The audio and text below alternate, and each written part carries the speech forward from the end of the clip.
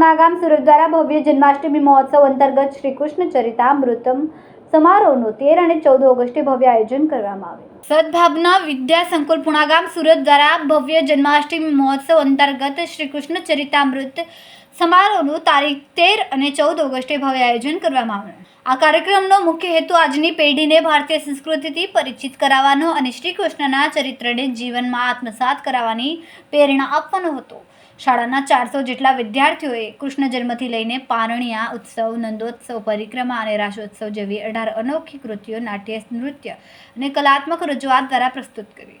શાળાના સંચાલકો શ્રી મનીષભાઈ સોજીત્રા, શ્રીમતી શિલ્પાબેન સોજીત્રા તથા આચાર્ય શ્રી જિગ્નેશભાઈ હેમંતભાઈ અને શિક્ષક મંડળના માર્ગદર્શન હેઠળ આ કાર્યક્રમનું ભવ્ય આયોજન થયું। જય શ્રી કૃષ્ણ।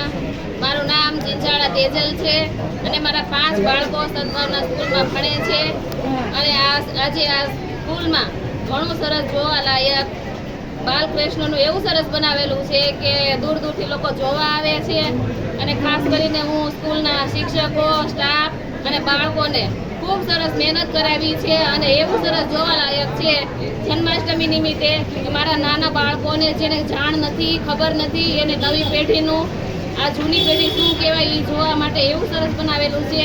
તમે બધા જરૂરથી આવજો। લોકોને શું સંદેશ આપશો?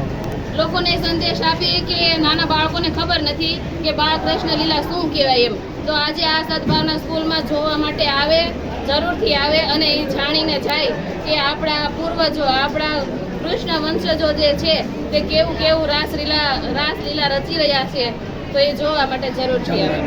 કેવો લાગે? જી, તમારું નામ? મારું નામ અગ્રવાલ જલ્પાબેન છે, કેવલ પાર્કમાં રહું છું। મારી બેબી ધોરણ 2માં સદભાવના સ્કૂલમાં અહીં અભ્યાસ કરે છે।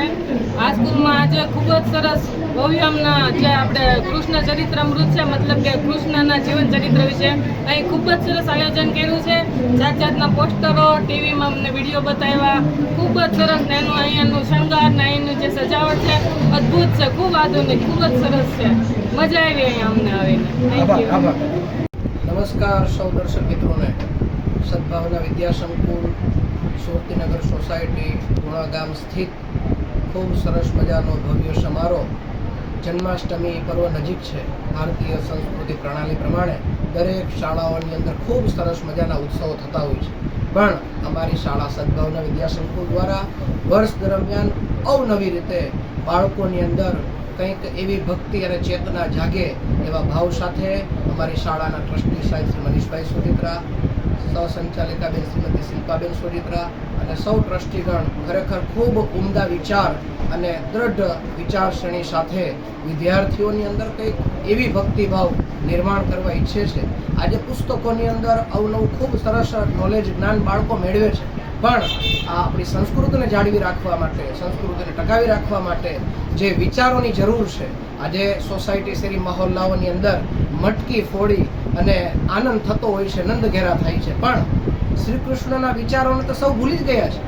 આ વિચારોને ફરી પ્રજ્વલિત કરવા માટે શાળા દ્વારા 18 જેટલા રૂમોને એવી રીતે પ્રદર્શિત કર્યા છે, જેમાં વિદ્યાર્થીઓ દ્વારા જ શાળાના ટોટલ 400 જેટલા વિદ્યાર્થીઓએ ભાગ લીધો છે અને આ વિદ્યાર્થીઓ અલગ અલગ રૂમોની અંદર કૃષ્ણ જન્મથી માંડી અને કૃષ્ણ જન્મ, કૃષ્ણનું પારણ્યું, કૃષ્ણના માખણ ચોરના વિચારો, ગોવર્ધન પર્વતના વિચારો, કાલિયા મર્દનવાળી કૃતિઓ, આ બધા વિચારોને લઈ અને રાસલીલાથી માંડી અને એમના જે ભક્તિભાવો ગીતા સંદેશ સુધીનો એવો સંદેશ આપણા વિસ્તારની અંદર વિદ્યાર્થીઓ દ્વારા ફેલાવવામાં આવશે કે ખરેખર ખૂબ અદ્ભુત કૃતિઓ આપ સૌ જોઈ શકો છો। એટલું સરસ મજાનો તૈયારી ફક્ત વિદ્યાર્થીઓ અને શિક્ષકોના માર્ગદર્શનથી અને શાળાના સંચાલકના માર્ગદર્શનથી, એમની પ્રેરણાથી આ કાર્યક્રમ ફક્ત ને ફક્ત 2 દિવસની અંદર તૈયાર કરવામાં આવ્યો છે।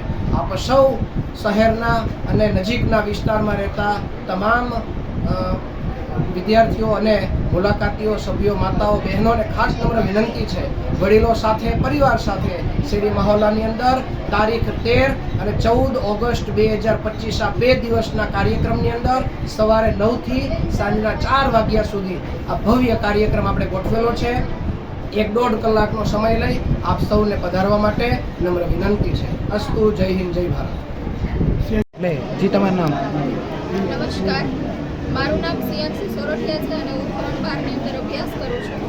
આજે તારીખ 13 તારીખ અને 14 તારીખના રોજ અમારી શાળા સદભાવના વિદ્યા સંકુલ દ્વારા જન્માષ્ટમી તહેવાર અંતર્ગત શ્રી કૃષ્ણ ચરિતામૃત મહોત્સવનો એક અદ્ભુત કાર્યક્રમ 2 દિવસની અંદર આયોજિત કરવામાં આવ્યો હતો. આ કાર્યક્રમ કરવાનો વિચાર અમને અમારા સર અને અમારા શિક્ષકોની પ્રેરણા અને વિદ્યાર્થીઓના સહકાર થકી અમે આ કાર્યક્રમ છે આજે સફળ કરી શક્યા છીએ. આ કાર્યક્રમ 2 દિવસનો છે, 13 તારીખ અને 14 તારીખ સવારના 9 વાગ્યાથી 4 વાગ્યા સુધી. હવે તમને એમ થશે કે આટલો મોટો કાર્યક્રમ છે 2 દિવસનો, તો આ 2 દિવસના કાર્યક્રમની અંદર શું હશે? 2 દિવસના કાર્યક્રમની અંદર આ કાર્યક્રમ કરવા પાછળનો અમારો અને અમારા સરનો હેતુ એવું છે કે હાલના સમયમાં જે રીતે કૃષ્ણ જન્માષ્ટમી છે એ ભવ્યતાથી ઉજવાય છે, પણ એની અંદર હોય છે લોકોનો માત્ર ને માત્ર વિકૃત આનંદ કે કઈ રીતે આપણે એક દિવસની અંદર માત્ર મોજ મસ્તી કરી શકીએ. પણ અમારો વિચાર એવો નથી. અમારો અને અમારા સરનો હેતુ એવું છે કે આ કાર્યક્રમ કરવા પાછળનો હેતુ કે કૃષ્ણને આપણે મેળવો નહીં, કૃષ્ણને અનુભવો, કારણ કે કૃષ્ણ એક લાગણી છે, એક સમજણ છે, આપણે એને અનુભવવાની છે.